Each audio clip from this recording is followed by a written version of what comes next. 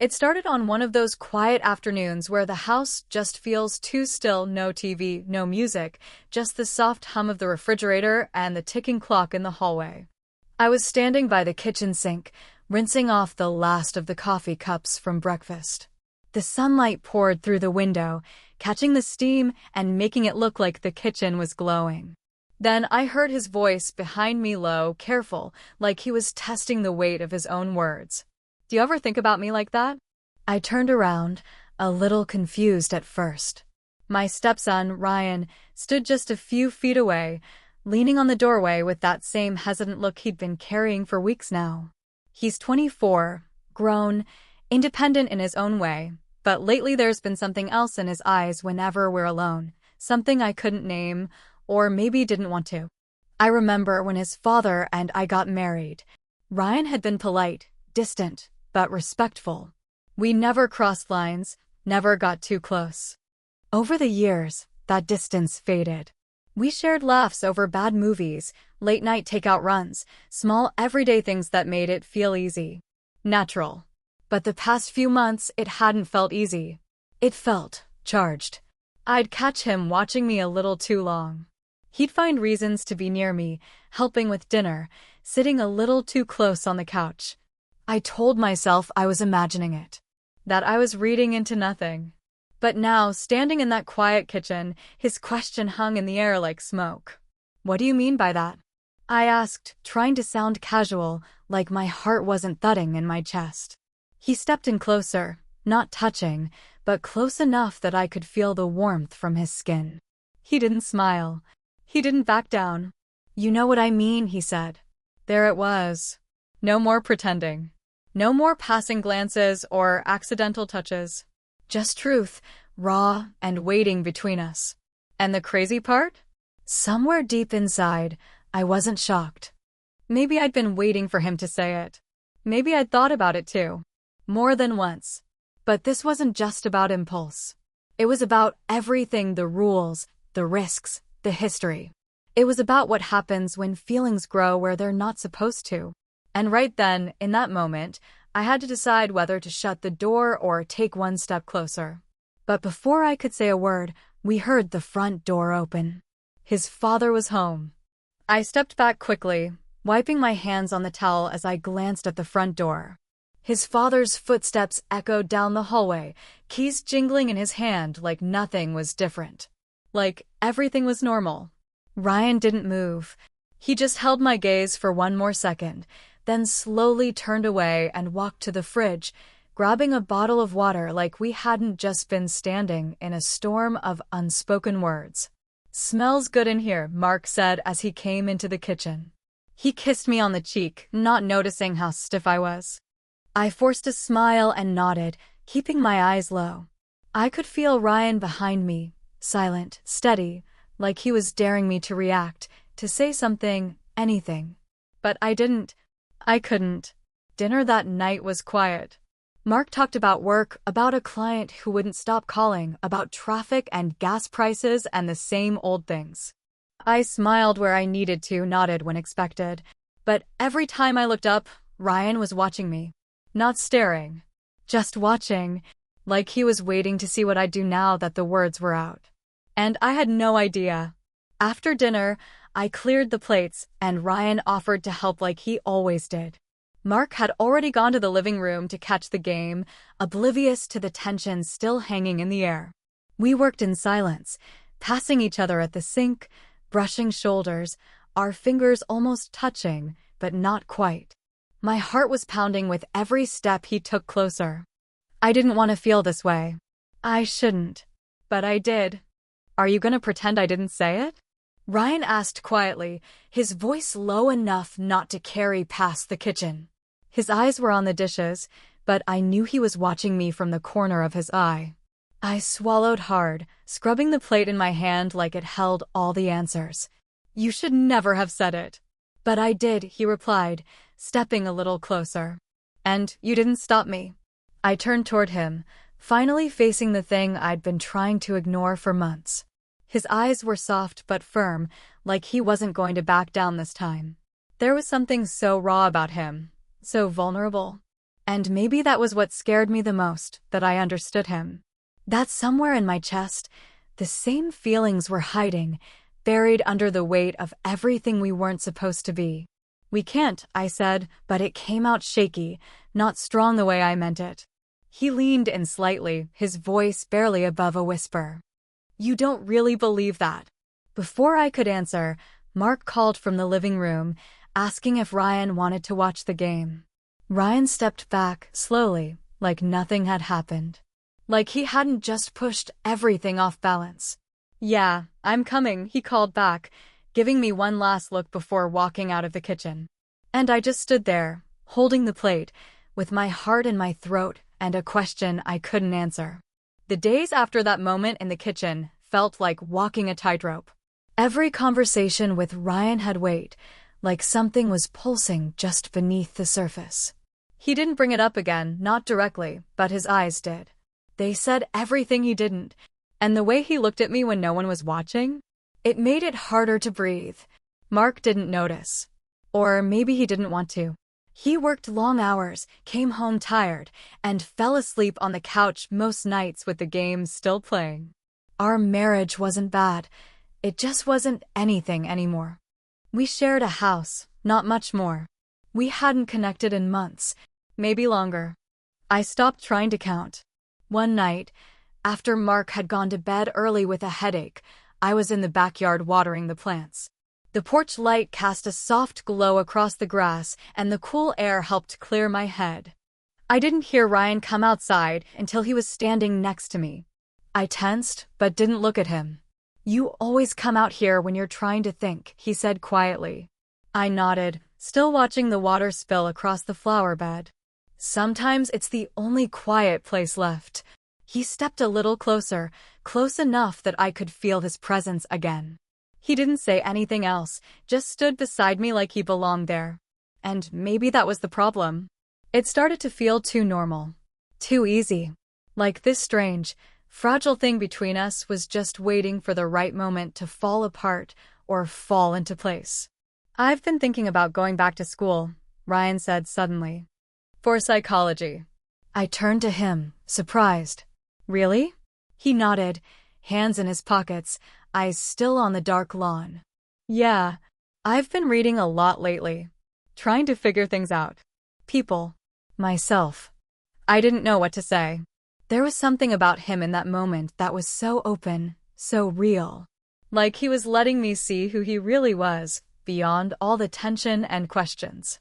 "That's a good thing," I said softly. "I think you'd be good at it." He looked at me then, and I felt the air between us shift again. That same pull, quiet but strong. He didn't touch me. He didn't need to. "But what if I can't stop thinking about you?" he asked, barely louder than a breath.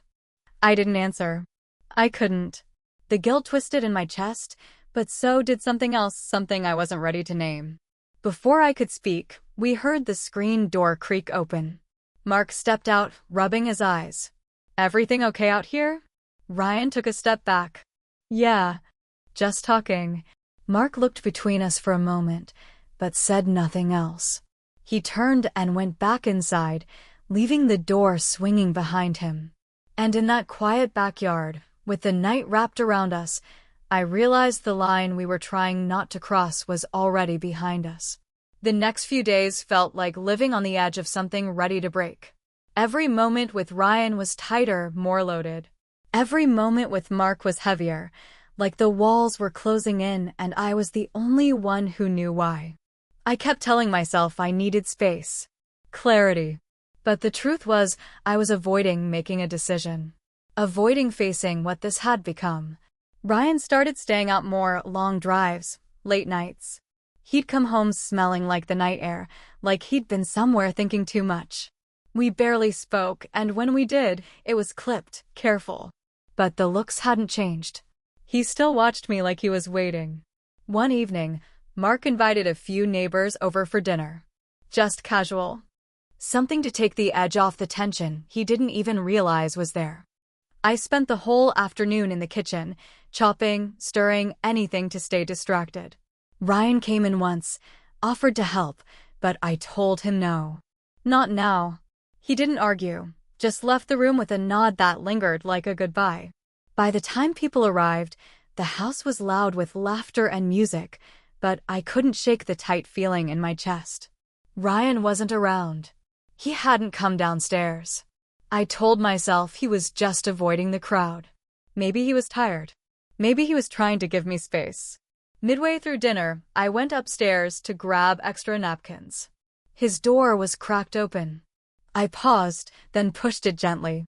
He was sitting on the edge of his bed, elbows on his knees, staring at the floor.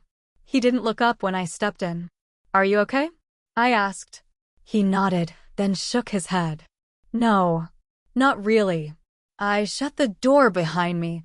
The noise from downstairs felt a mile away. "You said we couldn't," he whispered. "But you didn't walk away either." I don't know what to do anymore. I feel like I'm losing my mind. I stood there, hands clenched at my sides. I don't know what to do either. Ryan finally looked up. His eyes were glassy, tired, like he hadn't slept in days. "Tell me what to feel. Tell me how to stop." "I can't," I said, "because I'm trying to figure that out myself." The silence between us cracked wide open.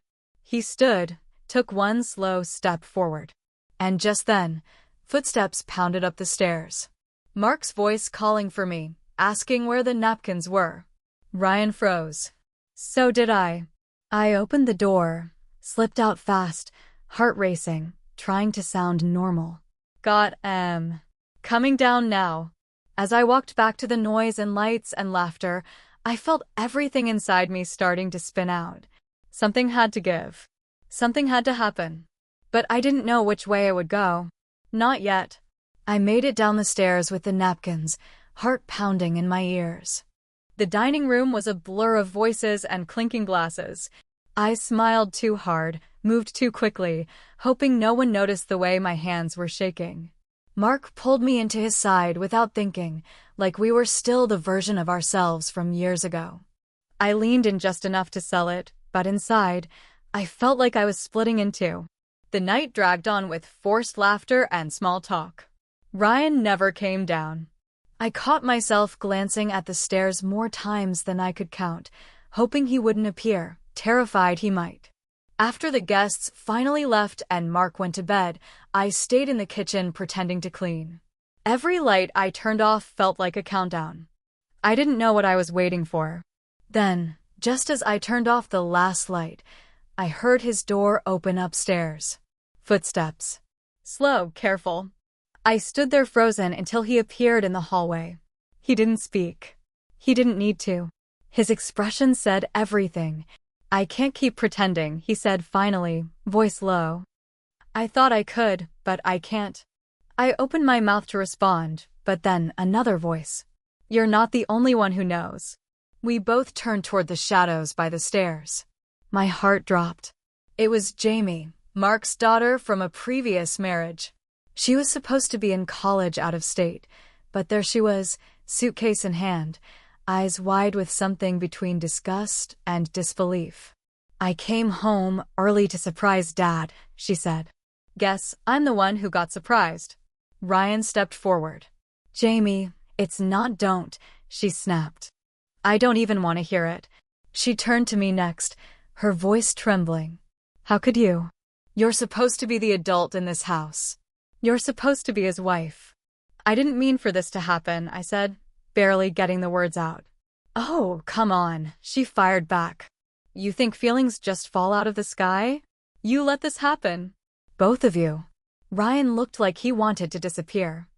I felt like I already had. Jamie took a step back, like she couldn't even stand being near us. "If Dad finds out, if he hears about this, it'll destroy him." She turned and stormed up the stairs, slamming the door behind her. The sound echoed through the house like a warning. Ryan didn't move. I didn't either. Everything was unraveling now. Fast. What started as a question in a quiet kitchen had grown into something we couldn't control. And now someone else knew.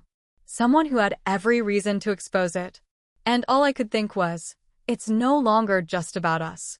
The next morning, the house was quieter than I'd ever heard it. Not peaceful, just the kind of silence that feels loaded. Jamie didn't come down for breakfast. Ryan didn't leave his room. Mark sat at the kitchen table scrolling his phone like it was any normal Saturday. But my chest felt like it was caving in. I couldn't wait any longer. I needed to talk to her before she did something we couldn't take back. I walked upstairs, stopped in front of her room, and knocked softly. "Jamie, can we talk?" She didn't answer right away, but after a long pause, I heard the lock click. She opened the door just enough to see my face. Her eyes were red. "I'm not proud of any of this," I said. "But I need you to know, nothing physical happened. It was never about that." She gave a bitter laugh. "That's not the part that hurts. You let it get that far. You let it live in the space where trust should have been." I nodded. I couldn't argue. "You're right." She opened the door a little more. "What are you going to do?" That question had been spinning in my head for weeks. But now I finally had an answer. "I'm telling your father," I said. Her expression cracked. "You're really going to destroy him like that?" "No," I said softly. "Keeping it from him already is." I walked downstairs and found Mark on the porch. He looked up, gave me a tired smile. I sat beside him and told him everything. Not every detail, not every look, but the truth of what had happened. The emotional lines that had been crossed. The nights spent avoiding the truth. The feelings that grew where they shouldn't have. At first, he didn't say anything. Then he asked the one thing I hadn't prepared for. "Do you love him?" The question hit me hard. I thought about the moments with Ryan, the connection, the tension, the way he saw me when I hadn't felt seen in years. But love? "I don't know," I said honestly. "Maybe not. Maybe I just needed to feel something." Mark looked out at the street. "Sometimes people don't cheat with their bodies. They cheat with their hearts." I didn't defend myself. I couldn't. He stood up. "I need time. I don't know what this means for us yet."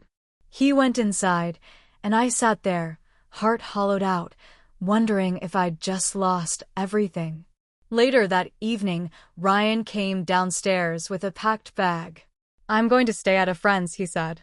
"You need space. And I need to figure myself out." I nodded, my throat tight. "That's probably for the best." He paused at the door. "You said it wasn't love. Maybe you're right. But I think I was closer to it than you were." Then he was gone. I turned back to the quiet house, thinking it was finally over. Until my phone buzzed. A message. From Jamie. "We need to talk. It's about Ryan." I sat alone in the living room, staring at Jamie's message. Just 5 words, but they hit harder than anything I'd heard in days. "We need to talk. It's about Ryan." My first instinct was panic. What more could there possibly be? But deep down I knew, whatever she had to say, I had to hear it. We met later that evening on the back patio. The air was cooler now, the sun almost gone. Jamie sat across from me, arms folded, face serious, but calm. "I wasn't going to tell you," she began, "but I think you deserve to know. Ryan's been seeing a therapist. For a while now." I blinked, caught off guard. "What do you mean?" "He started right after winter," she said. "He told me he was dealing with feelings he didn't understand. That he'd been confused. Lost. It wasn't just about you. It was everything, his past, his relationship with his dad, even me." I took a breath, letting it sink in. "He said he didn't expect to fall for you. That he hated himself for it. But also that you made him feel safe in a way he hadn't felt in years." Jamie looked up, softer now. "It doesn't make it okay. But it's not black and white either." We sat in silence after that. Just 2 people left sorting through the pieces. Over the next week, things slowly settled. Mark didn't move out, but we slept in separate rooms. Not out of anger, just space. We talked a little each day. No big decisions. Just honesty, one step at a time. Ryan didn't come back. He texted me once, a short message saying he was okay and that he hoped I'd find peace. I didn't respond. Not because I didn't care, but because sometimes silence is the only thing that really says goodbye. Jamie stayed for a while. She helped in the kitchen, talked more, even laughed some nights. We weren't what we were before, but we weren't broken either. Just different. Weeks later, I walked into the same kitchen where it all started and looked out the window. Everything looked the same. The plants, the dishes, the soft lights spilling across the counter. But I wasn't the same. None of us were. We hurt each other. We messed up. But we didn't hide from it. And maybe that's what this whole mess was about, finally facing the things we buried. The longing, the loneliness, the truth. Even when it hurt. If you've made it this far, thank you for watching this story unfold. Real emotions are messy, and not everything fits in neat boxes. But sometimes, even in the middle of mistakes, we learn who we really are. Let me know in the comments how you feel about the ending. Did it leave you satisfied? Do you think there should be a sequel, maybe from Ryan or Jamie's point of view? If this story moved you, leave a like, drop a comment, and don't forget to subscribe. Your support means the world and helps me bring more stories like this to life. I can't wait to hear what you think. 1.